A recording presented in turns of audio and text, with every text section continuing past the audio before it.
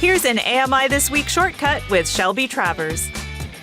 Chris Matias is the co-founder of a new coffee shop that's located in the Ottawa community of Carlington. He joins me now from that coffee shop called the Carlington Coffee House.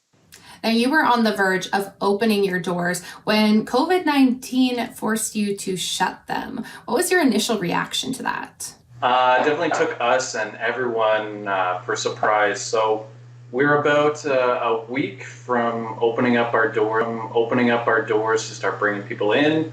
We spent lots of time doing all of our interior design and construction. And then the pandemic hit, and we decided to take a week just to kind of strategize.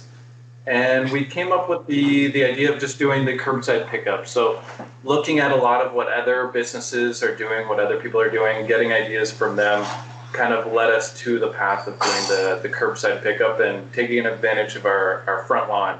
Which is a great opportunity and very innovative thinking. But was there ever a moment that you thought that you might not be able to open doors? Yeah, it's tough because you want yourself and everyone around you, your employees, your friends, your family to be safe. And anytime we open up our doors, we're exposing ourselves to the risks of the virus, of course. When you start to set up a date for opening, it's part of a plan with steps involved. And it came down to us deciding that we can maintain a level of safety while doing the curbside pickup. So that's what we did, kind of go through to the decision to open up.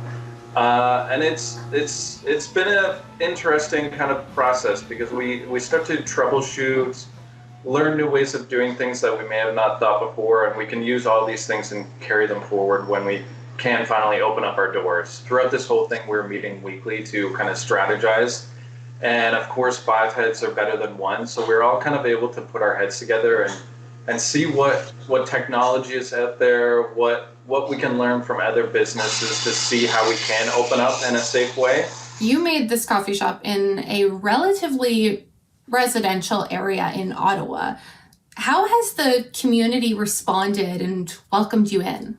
Yeah, honestly, that's been one of the most interesting parts of this whole process is we are in this interesting zoned area. So we do have neighbors who are residential units.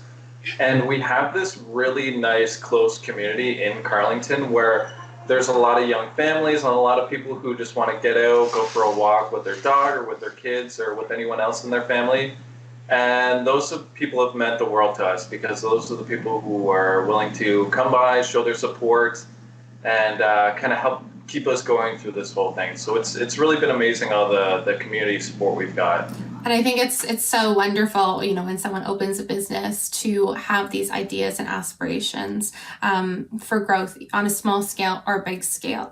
And you are already offering, coffee and baked goods, and you want to expand into more food options in the future. What are you doing to ensure food safety for in-house and acquired goods?